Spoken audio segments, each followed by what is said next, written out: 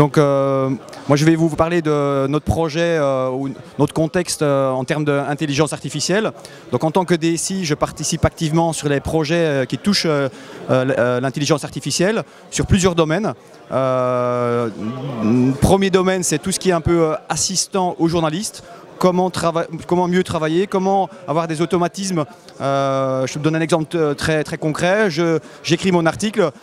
Quelles sont les photos qui me sont proposées pour accompagner cet article?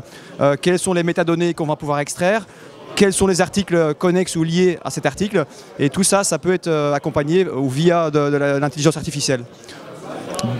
Deuxième sujet, ou deuxième point, ou deuxième exemple, c'est en fait l'écriture automatique d'articles. C'est-à-dire que nous, nos journalistes, ils couvrent les actualités les plus importantes, les plus marquantes, les plus intéressantes pour nos lecteurs. Néanmoins, il y a beaucoup de choses, beaucoup d'actualités qu'on ne peut pas couvrir avec nos journalistes. Donc nous allons, via des algorithmes, des robots, des assistants, en fait, proposer des brouillons d'articles pour en fait, combler ce déficit d'articles.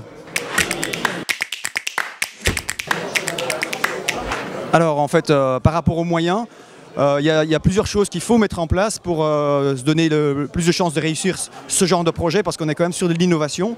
D'une part, c'est la communication avec les équipes métiers, donc avec les journalistes ou autres parties prenantes. Donc c'est mettre en place une organisation agile. Deuxième levier fort, c'est tout ce qui est un peu cloud public. Les grandes innovations aujourd'hui sont portées par les acteurs du cloud. Donc du coup, il faut s'en inspirer et via en fait, des méthodologies d'API, vous êtes capable de faire du test and learn très rapide à faible coût. Et puis dernier point qui est aussi important, c'est toute la partie un peu DevOps, mais là on rentre peut-être un peu trop dans la technique. Alors au niveau résultat, on est encore en début de projet. Néanmoins, on a déjà mis dans les mains des journalistes les outils pour prouver que ça fonctionne. Aujourd'hui, notre première victoire, c'est déjà le fait que ces outils soient compris et utilisés par les journalistes, parce qu'en fait, voilà, c'est pas toujours évident d'expliquer à un journaliste comment ça va fonctionner, parce que c'est quand même lui qui doit rester maître de son contenu. Donc l'idée, c'est de lui dire, voilà, nous, c'est un peu comme un pilote automatique, vous pouvez l'enclencher, mais derrière, vous pouvez toujours reprendre la main pour être responsable et de publier l'article. Néanmoins, notre premier succès, c'est déjà la compréhension et la prise en main des journalistes.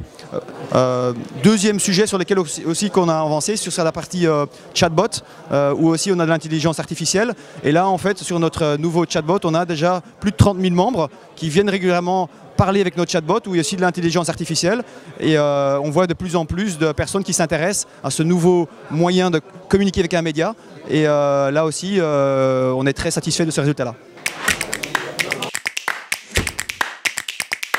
En tant que conseil, en premier, je dirais n'hésitez pas. C'est-à-dire que faire du test and learn sur des POC. Nous, on travaille beaucoup, comme j'ai expliqué, en test and learn.